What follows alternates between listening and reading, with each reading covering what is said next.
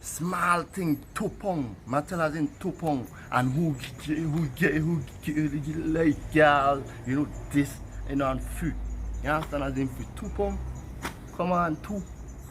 I hearing police shoot shot after you had to throw over a bank and thing. 2 shots. Oh.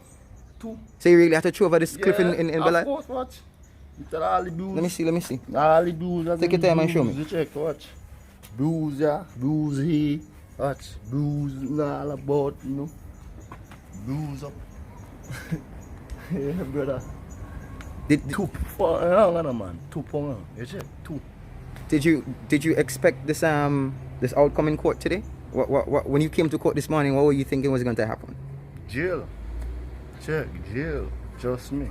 Telling you know that shit because you know the whole time is just knock and you check. So you know? Yeah. So it is something of a relief not to be going to prison. No, you know, because just small, you know, it was small thing.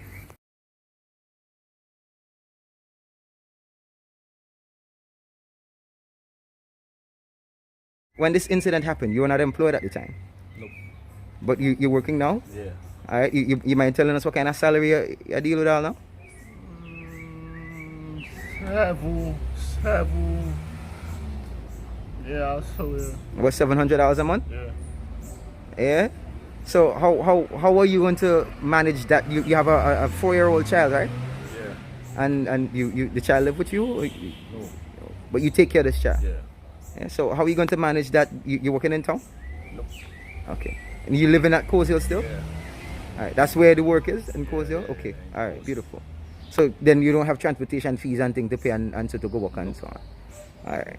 But so are you able to bust up the $700 a month to pay this fine in the next 2 months? Yeah, because I want to go down the ones. So you're going to just give the whole $700 when you work and thing? No. You have any plans at all on how we're going to make that hustle work? Yeah, man. Yeah? The empty plans. Yeah, man. Anything at all to stay out of prison? Yep.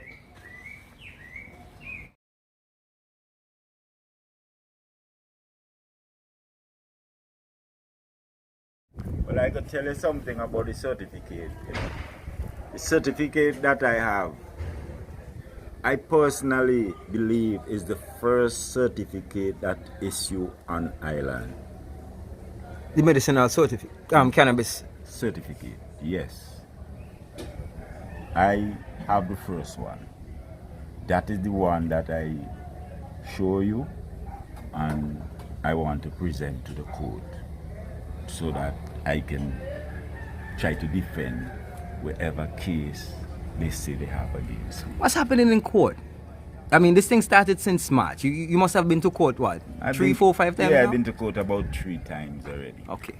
Once the police who charged me, he probably did sick. And today now, the lawyer present my certificate and ask for an adjournment so that he can speak to Mr. Gerald Thompson. Dr. Gerald Thompson, so that he can say, well, yes, I am a member of the Medical Cannabis Association, traditional farmer. Licensed traditional farmer. Waiting on all the process from the Medical Cannabis Association to deal with us. And well, I go put everything now on COVID. Since COVID, we never really get no kind of update to say, well, what we supposed to do or what.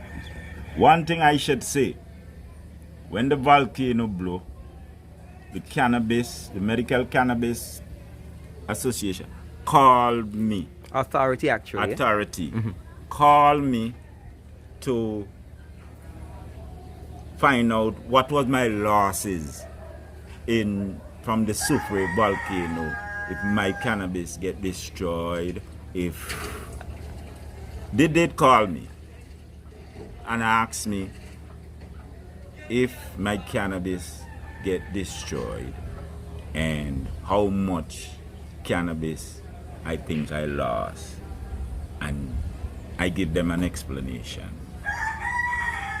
And I try to tell them that I have been arrested for cannabis.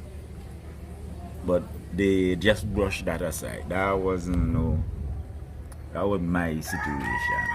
So let me get this straight. I have to ask. You're telling me when they call to survey damages to your crops as a licensed medicinal cannabis producer, you use the opportunity to say, hey fellas, I have some legal problems for the same ganja. For the same ganja, I was arrested, and they told me, well, I should try to come to them or they will get to me.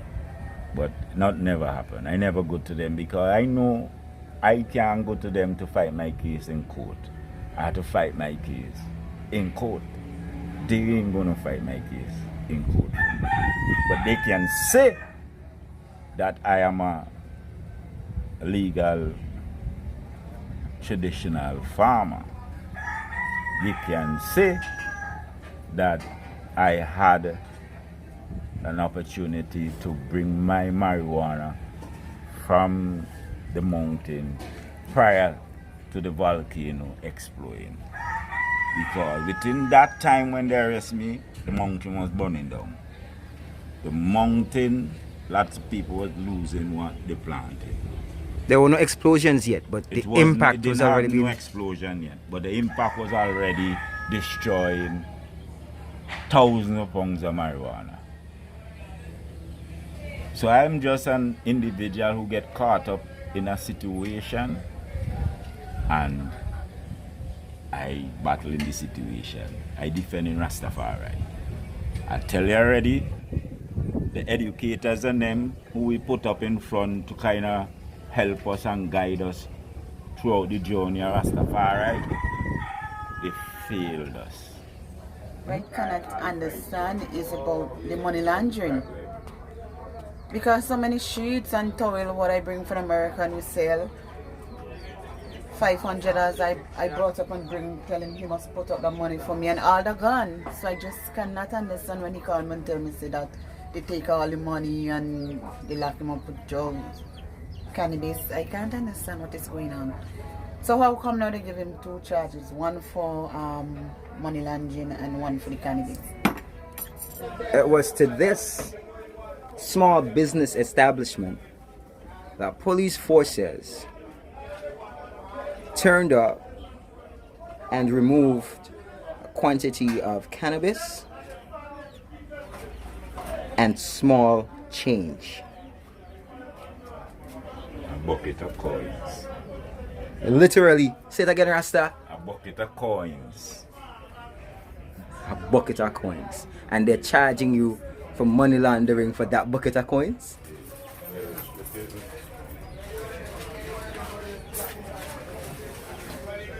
Basically, how I just was with the coins. Just from the same food. Within the whole principle. And I come out here to live too. I mind children and grandchildren from being far right. I mind children and grandchildren, send them to secondary school, some of the highest secondary school in this country, from being far right. It's only now and again, like when election time come around, I might get a little ends to drive something for somebody, because far right is the powerful one, them times.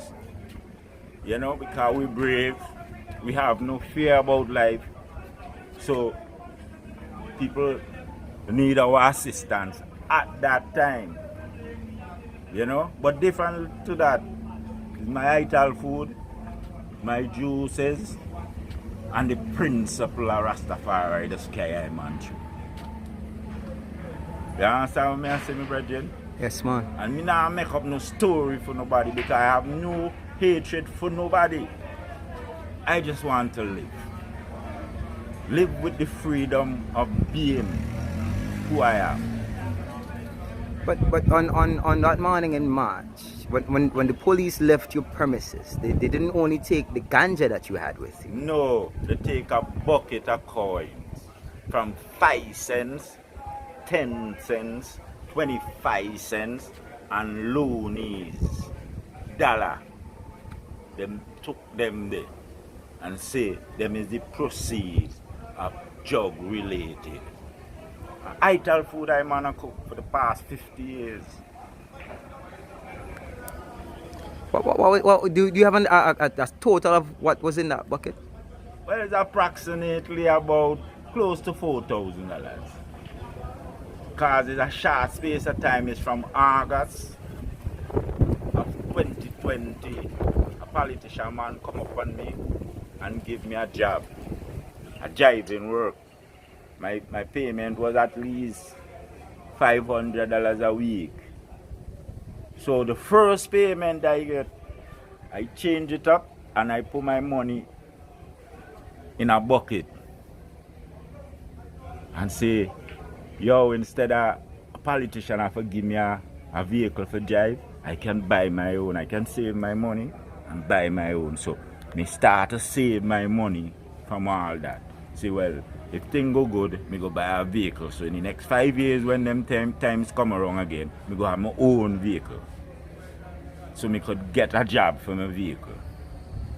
You understand? So all that within a story, all that is a part of the story. You know? And this bucket of cash was seized as proceeds of crime. Proceed of crime, of dealing with illegal.